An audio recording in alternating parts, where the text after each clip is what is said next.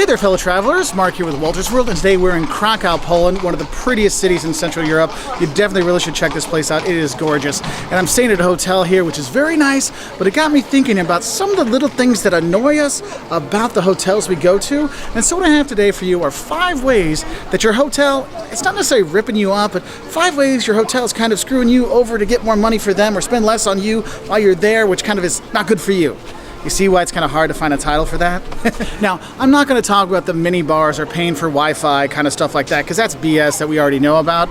We're going to go through here as kind of like these little things that you didn't really realize was actually helping the bottom lines of those hotels, but also taking away from your experience, okay? Now, the first one I have for you is the key card to turn on the electricity. Look, leaving on your TV, leaving on your lights and stuff like that in your hotel room and your refrigerator and all those things, that costs money for the hotel. And so think about it. When you turn off your lights at home, it saves you money. When their guests turn off their lights, it saves them money. So what a lot of hotels have started to do, including the one I'm at, they give you your card. You got your card here, and you have to put your card inside the little thingy to make your lights work, or any of the electricity that's out there, which is super annoying. What if I want to charge my stuff while I'm away? What if I have something that I want on, or I want the air conditioning going because, dude, it's like 100 degrees outside and I don't want the air to only turn on when I show up. You have those things out there, and that kind of sucks. Now, the thing I've seen, there's some ways you can kind of get around that. You might take out another card. Like I use my work ID, I might slide it in there to keep it on. But now I've seen more and more hotels have it that only your specific room key will turn on the lights that are on there. That'll turn on the Wi-Fi or turn on the AC and stuff like that. So you can't like sneak it out, because otherwise you can't get back in your room, which kind of sucks. So what you might do to get around that, what I've seen is sometimes the bathroom plugs will be on a different switch or a different fuse, and so those aren't timed. So you can put stuff in there, because maybe you have medicine that has to be chilled, or maybe you have, I don't know how you do it that way, but maybe you have something that really needs to be charged up. Maybe it's your hearing aids and things like that, so you can have extra batteries the next day. For me, I've got lots of camera batteries. I like to stop by the hotel and charge the ones that are dead, and so I have those later on. There's different things out there, so definitely check some of the other plugs. The bathroom's a good place. Also, if your mini fridge is actually cold when you first come in there, you might want to go use that plug that's there, unplug that, and use that one, because that one might not be turning off, okay? But using those key cards for electricity, first way that they're just ticking you off to save themselves a little money. The second thing that really upsets me is there's no plugs. Have you ever noticed that? And it's not just cruise ships with no plugs, okay? This is hotels all over the place. You're good there. You're like, okay, I have a camera, I have a phone, I've got a tablet, maybe you have your laptop for work, and you're like, oh, I need some plugs. Well, you're lucky if you find like one plug, or my personal favorite, you're searching for the plugs, you can't find any.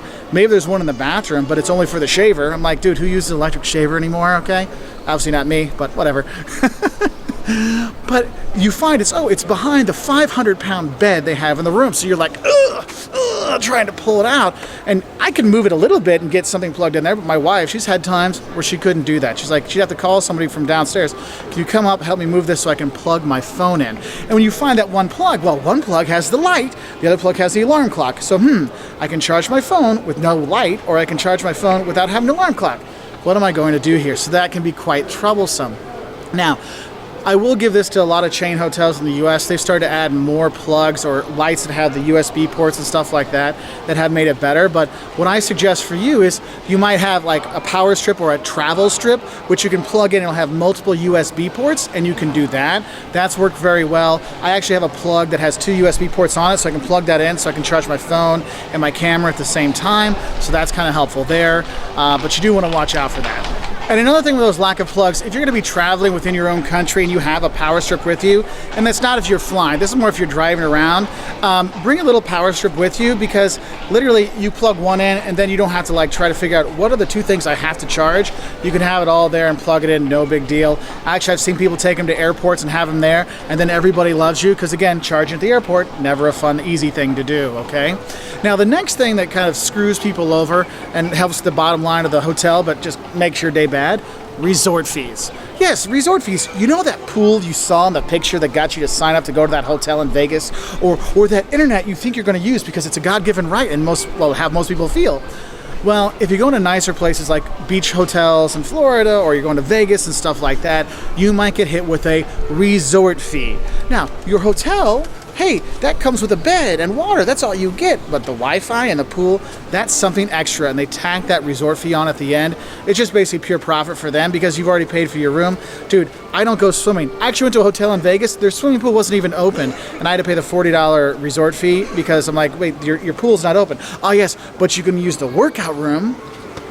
That's why sometimes it's better to go to cheaper hotels because you get the free workout room, free pool, and free breakfast, whereas the other ones you got to pay for those nicer places. So resort fees, you're kind of screwed too because you can't get out of it. I have no way around that except staying someplace else.